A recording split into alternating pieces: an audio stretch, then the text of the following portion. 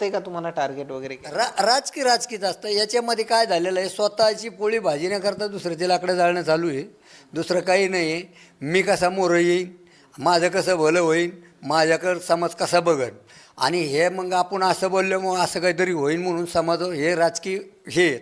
मला एक सांगा, आज समजा संतोष देशमुख समजा हत्याकांड झालं, काय झालं ते समजा. तो एक विषय मोठ्या प्रमाणामध्ये गाजला. बीडमध्ये आहेत ते 2 सरपंचांची हत्या झाली. एक परळीमधले बापू आंधळेंची हत्या झाली आणि त्याच्यानंतर संतोष देशमुखांची हत्या झाली.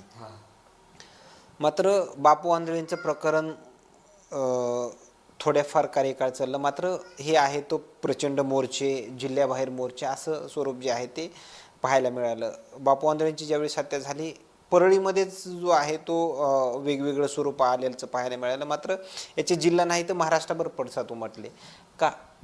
याचं मला मग